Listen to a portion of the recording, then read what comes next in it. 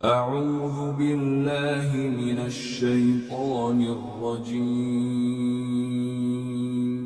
بسم الله الرحمن الرحيم سورة آل عمران آیت نمبر 117 مثل ما ينفقون في هذه الحياة الدنيا كمثل ريح فيها صر أصابت حرث قوم ظلموا أنفسهم فأهلكته وما ظلمهم الله ولكن أنفسهم يظلمون۔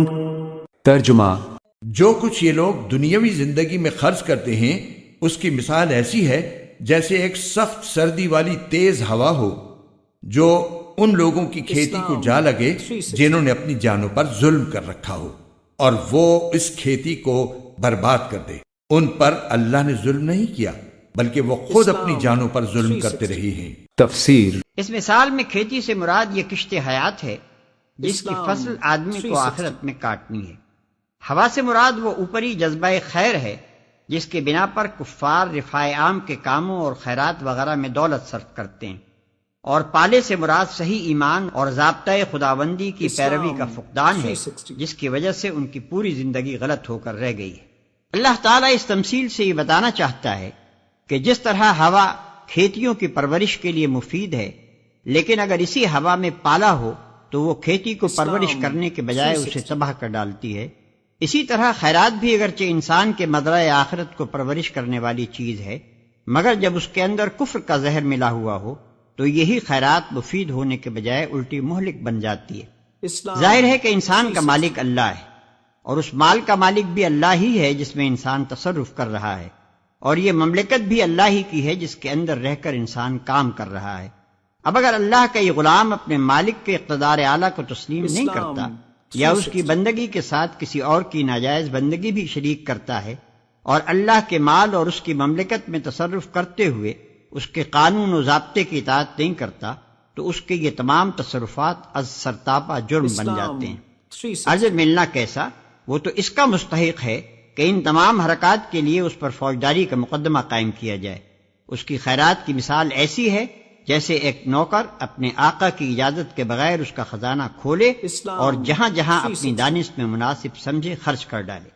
آیت نمبر 118 يا أيها الذين آمنوا لا تتخذوا بطانة من دونكم لا يألونكم خبالا ودوا ما عنتم قد بدت البغضاء من أفواههم وما تخفي صدورهم أكبر قد بينا لكم الآيات إن كنتم تعقلون۔ ترجمہ، اے ایمان والو، اپنے سے باہر کے کسی شخص کو رازدار نہ بناؤ، یہ لوگ تمہاری بدخواہی میں کوئی کسر اٹھا نہیں رکھتے۔ ان کی دلی خواہش یہ ہے کہ تم تکلیف اٹھاؤ۔ بغض ان کے منہ سے ظاہر ہو چکا ہے، اور جو کچھ عداوت ان کے سینے چھپائے ہوئے ہیں وہ کہیں زیادہ ہے۔ ہم نے پتے کی باتیں تمہیں کھول کھول کر بتا دی ہیں بشرطے کہ تم سمجھ سے کام لو۔ تفسیر۔ مدینے کے اطراف میں جو یہودی آباد تھے ان کے ساتھ اوس اور خزرج کے لوگوں کی قدیم زمانے سے دوستی چلی آتی تھی۔ انفرادی طور پر بھی ان قبیلوں کے افراد ان کے افراد سے دوستانہ تعلقات رکھتے تھے، اور قبائلی حیثیت سے بھی یہ اور وہ ایک دوسرے کے ہمسایہ اور حلیف تھے۔ جب اوس اور خزرج کے قبیلے مسلمان ہو گئے تو اس کے بعد بھی وہ یہودیوں کے ساتھ وہی پرانے تعلقات نبھاتے رہے، اور ان کے افراد اپنے سابق یہودی دوستوں سے اسی محبت و خلوص کے ساتھ ملتے رہے۔ لیکن یہودیوں کو نبی عربی صلی اللہ علیہ وسلم اور آپ کے مشن سے جو عداوت ہو گئی تھی، اس کی بنا پر وہ کسی ایسے شخص سے مخلصانہ محبت رکھنے کے لیے تیار نہ تھے جو اس نئی تحریک میں شامل ہو گیا ہو۔ انہوں نے انصار کے ساتھ ظاہر میں تو وہی تعلقات رکھے جو پہلے سے چلے آتے تھے، مگر دل میں وہ اب ان کے سخت دشمن ہو چکے تھے، اور اس ظاہری دوستی سے ناجائز فائدہ اٹھا کر ہر وقت اس کوشش میں لگے رہتے تھے کہ کسی طرح مسلمانوں کی جماعت میں اندرونی فتنہ و فساد برپا کر دیں اور ان کے جماعتی راز معلوم کر کے ان کے دشمنوں تک پہنچائیں۔ اللہ تعالیٰ یہاں ان کی اسی منافقانہ روش سے مسلمانوں کو محتاط رہنے کی ہدایت فرما رہا ہے۔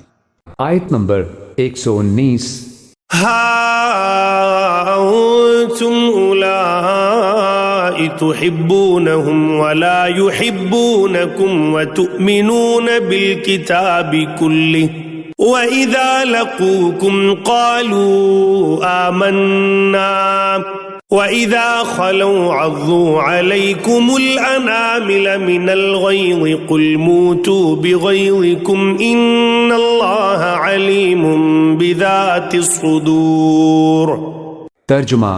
دیکھو تم تو ایسے ہو کہ ان سے محبت رکھتے ہو مگر وہ تم سے محبت نہیں رکھتے، اور تم تو تمام آسمانی کتابوں پر ایمان رکھتے ہو، اور ان کا حال یہ ہے کہ وہ جب تم سے ملتے ہیں تو کہتے ہیں کہ ہم قرآن پر ایمان لے آئے، اور جب تنہائی میں جاتے ہیں تو تمہارے خلاف غصے کے مارے اپنی انگلیاں چباتے ہیں.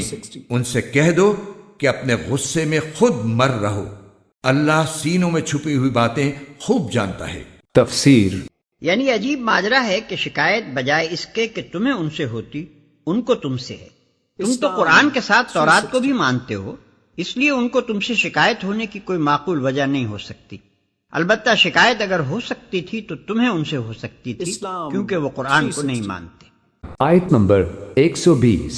إن تمسسكم حسنة تسؤهم وإن تصبكم سيئة يفرحوا بها وإن تصبروا وتتقوا لا يضركم كيدهم شيئا إن الله بما يعملون محيط. ترجمہ.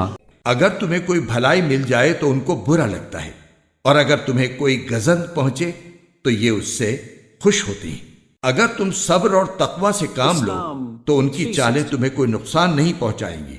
جو کچھ وہ کر رہے ہیں وہ سب اللہ کے علم اور قدرت کے احاطے میں ہے. تفسیر.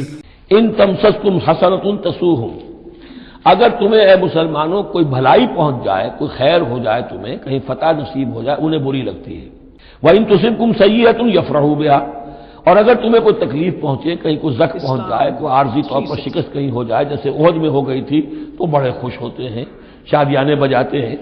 وَإِن تَصْبِرُوا وَتَتَّقُوا، لیکن یہ کہ اگر تم صبر کرتے رہو اور تقوی کی روش اختیار کرو، لَا يَضُرُّكُمْ كَيْدُهُمْ شَيْئًا، ان کی یہ ساری چالیں تمہیں کوئی مستقل نقصان نہیں پہنچا سکیں گی. لیکن یہ کہ صبر اور تقوی یہ دو چیزیں کہ یہ تم اگر کرتے رہو گے تو پھر یہ کہ ان کی ساری سازشیں ناکام ہوں گی بالآخر. ان اللہ بما یعملون محیط، جو کچھ یہ کر رہے ہیں اللہ اس کا احاطہ کیے ہوئے ہے. یہ اللہ کے اس دائرے سے جو اللہ نے ایک حد کھینچی ہوئی ہے اس سے آگے نہیں نکل سکتے، بس اس کے اندر اندر اچھل کود کر رہے ہیں. جو بھی ان کی سازشیں ہیں وہ ہو رہی ہیں، لیکن یہ کہ اللہ تمہیں ضمانت دے رہا ہے کہ کوئی مستقل تمہیں نقصان یہ نہیں پہنچا سکیں گے. آیت نمبر 121. وَإِذْ غَدَوْتَ مِنْ أَهْلِكَ تُبَوِّئُ الْمُؤْمِنِينَ مَقَاعِدَ لِلْقِتَالِ وَاللَّهُ سَمِيعٌ عَلِيمٌ. ترجمہ.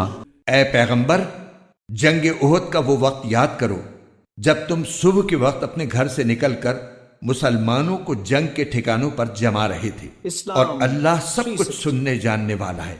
تفسیر. جنگ احد میں 3000 کفار مکہ کا ایک لشکر مدینہ منورہ پر حملہ آور ہوا تھا. حضرت صلی اللہ علیہ وسلم ان کے مقابلے کے لیے احد پہاڑ کے دامن میں تشریف لے گئے تھے جہاں یہ جنگ لڑی گئی. آنے والی آیات میں اس کے متعدد واقعات کی طرف اشارہ کیا گیا ہے. آیت نمبر 122. إذ هم الطائفتان منكم أن تفشلا والله وليهما وعلى الله فليتوكل المؤمنون. ترجمہ. جب تمہیں میں کے دو گروہوں نے یہ سوچا تھا کہ وہ ہمت ہار بیٹھی، حالانکہ اللہ ان کا حامی و ناصر تھا، اور مومنوں کو اللہ ہی پر بھروسہ رکھنا چاہیے. تفسیر.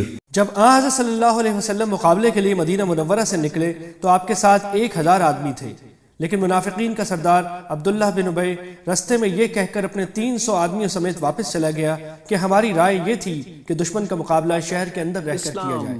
ہماری رائے کے خلاف آپ باہر نکل آئے ہیں، اس لیے ہم جنگ میں شریک نہیں ہوں گے. اس موقع پر سچے مسلمانوں کے دو قبیلے بنو حارثہ اور بنو سلمہ کے دل بھی ڈگمگا گئے، اور ان کے دل میں بھی یہ خیال آیا کہ 3000 کے مقابلے میں صرف 700 افراد بہت تھوڑے ہیں، اور ایسے میں جنگ لڑنے کے بجائے الگ ہو جانا چاہیے. لیکن پھر اللہ نے مدد فرمائی اور وہ جنگ میں شامل ہوئے۔ اس آیت میں انہی کی طرف اشارہ ہے۔